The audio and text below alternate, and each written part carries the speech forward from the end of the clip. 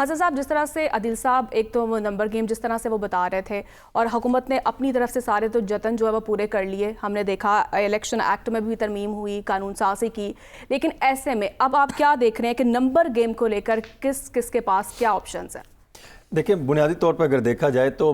حکومت اور ان کے اتحادی جو ہے وہ تو ہر ممکن کوشش کر رہے ہیں کہ کسی طریقے سے نہ تو الیکشن کا معاملہ کھلے اور نہ ہی ان کے لیے مزید کوئی پوزیشن جو ہے وہ ٹف ہوتی دکھائی دی۔ ہم تو دیکھ رہے تھے کہ یہ مولانا جو میاں محمد نواز شریف صاحب، شہباز شریف، آصف زرداری، یہ سب بات کرتے تھے کہ ہم آئیں گے، اس بحران ختم کر دیں گے۔ جو یہ فیصلے کرنے جا رہے ہیں یا جن کی تیاری ہوتی دکھائی دے رہی ہے، اس سے تو مزید ایک بحران جنم لیتا دکھائی دے رہا ہے۔ میری مسلم لیگ نون کے کچھ سینئر رہنماؤں سے بات ہوئی، پاکستان پیپلز پارٹی کے کچھ سینئر رہنماؤں سے بات ہوئی، اور ابھی جو ملاقات چل رہی ہے، پہلے تو ملاقات کا حوالہ آپ کے سامنے رکھ دیتا ہوں۔ ملاقات میں مولانا فضل الرحمان صاحب نے کچھ مطالبات سامنے رکھے ہیں۔ اب اس میں مطالبات کے بعد جو میری اطلاع یہ ہے کہ آصف زرداری صاحب نے ان سے کچھ وقت مانگا ہے، تو صاف ظاہر ہے کہ وہ رابطہ کریں گے اپنی دیگر دوسری جو اتحادی جماعت ہے مسلم لیگ نون، وزیر اعظم سے رابطہ کرنے کے بعد ان کو کوئی پیغام ملے گا اور معاملہ رکے گا۔ یہ بھی اس وقت شروع ہوا کہ کل جب مولانا فضل الرحمان صاحب مل کر سامنے آئے پاکستان تحریک انصاف کے ساتھ، انہوں نے پارلیمنٹ میں مل کر چلنے کا یہ فیصلہ کیا کہ ہم ان کے ساتھ کریں گے، کمیٹیاں بن گئی۔ جی کس قسم کا مطالبہ کر رہے ہیں مولانا صاحب؟ دیکھیں، ابھی تک ان کے جو مطالبات سامنے آئے ہیں وہ تو سیدھے سے چار ہے۔ ایک تو جو ان کا خیال ہے کہ جس طریقے سے آپ نے بلوچستان میں ہماری پوزیشن تھی یا آپ نے نظر انداز کیا، اور پھر آپ تمام جو ہے وہ حکومت پاکستان پیپلز پارٹی لے گئی، مسلم لیگ نون نے اپنا حصہ لے لیا۔ ان کا یہ کہنا ہے کہ ان کو بھی بیچ میں انگیج کیا جائے، ان کو بیچ میں حصہ دیا جائے۔ دوسرا ان کا تھا کہ کے پی گورنر کا وہ تو مشکل ہوگا، لیکن شاید ان کو کہ وہاں پر کوئی اور پوزیشن کے لیے دیکھا جا سکے کہ ان کو ہم وہاں پر کیسے ایڈجسٹ کرتے ہیں، یا وفاق میں پھر تیسرا ان کا ہے کہ ان کو وفاقی حکومت میں شامل کیا جائے۔ اور پھر چوتھا ان کا جو مطالبہ تھا وہ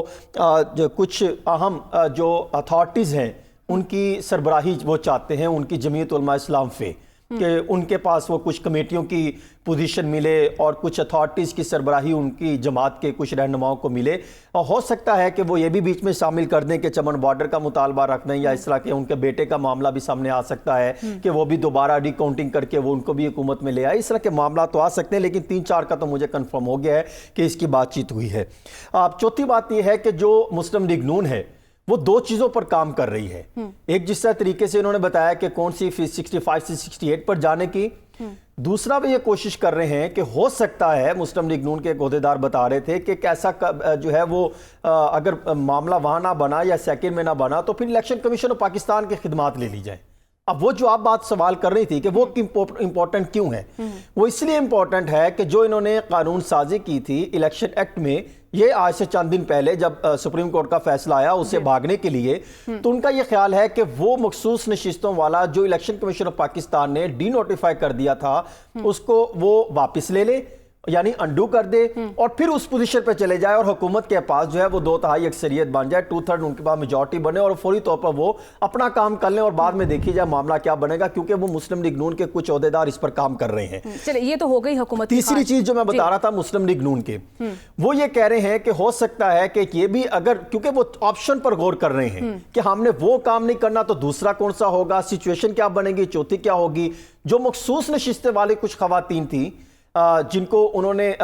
ڈی نوٹیفائی کر دیا تھا الیکشن کمیشن آف پاکستان نے، ان کو کچھ خواتین کو یہ ڈائریکشن دے دی گئی ہے کہ آپ فوری طور پہ اسلام آباد پہنچیں، کہ ہو سکتا ہے کہ آپ کو اتوار کو پارلیمنٹ میں آپ کو آنا پڑے، کیونکہ اس کی تیاری ہو رہی ہے اگر الیکشن کمیشن آف پاکستان اپنا وہ فیصلہ واپس لے لیتا ہے۔ تیسری چیز یہ ہے کہ مسلم لیگ نون ایک ایسا بل بھی تیار کیے بیٹھی ہے کہ پرائم منسٹر آف پاکستان کو سوابدیدی اختیارات مل جائیں کہ وہ جو ہے چیف جسٹس آف پاکستان وہ خود جو ہے وہ تعیناتی کر سکے 5 ججز میں سے۔ اب یہ تو کافی سارے وہ آپشن پر غور کر رہی ہے، لیکن مسئلہ یہ ہے کہ اس کے متبادل دوسری طرف بھی دیکھیں تو حکومت کو ہر آپشن پر ان کو جو ہے وہ یا تو بحرانی کیفیت میں جانا پڑے گا، یا ان کو دوسری طرف سے سخت جو ہے وہ موقف سامنے آئے گا، ایک دباؤ بڑھے گا، ایک پوزیشن کافی سخت ہوتی چلی جائے گی۔ اب وہ اس پر بھی غور کر رہے ہیں کہ ہم نے یہاں سے کیسے بچنا ہے. مدعا صرف اتنا ہے کہ حکومت کا کہنا ہے کہ نہ ہمارا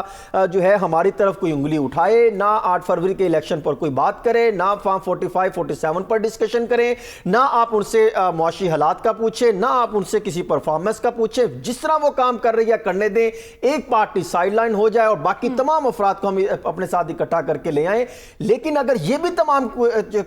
تمام تر جس کی مدد سے بھی کر لیتے ہیں, تو اس کے باوجود بھی آپ کیا سمجھتے ہیں کہ جو عدلیہ میں جو سینئر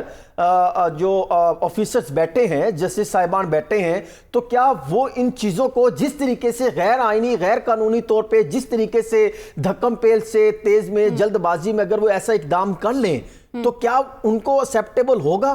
کیا وہ اس کو نہیں دیکھیں گے؟ یہ جو بات کرتے ہیں کہ پارلیمنٹ جو ہے اس نے یہ فیصلہ کر لیا, جسٹس جواز خواجہ صاحب نے اپنی کتاب میں بھی لکھا ہے کہ پارلیمنٹ تو سپریم نہیں ہے. میں تو صاحب سے بھی پوچھ رہا تھا کہ اگر پارلیمنٹ تو ٹھیک کہہ رہے ہیں تو پھر مطلب کہ آئین سپریم ہے نا, تو آپ آئین کو مانیں. آئین کے آپ نے رد و بدل کرنے کے لیے کیا کیا اقدامات کر رہی ہے حکومت, اور ابھی بھی یہاں پہ شہباز شریف صاحب اجلاس کر رہے ہیں وہاں بیٹھے ہوئے بھرپور طریقے, ہم اور کیا راستہ نکال سکتے ہیں؟ ایک عجیب سی سچویشن بنتی دکھائی دے رہی ہے جو آئندہ آنے والے دنوں میں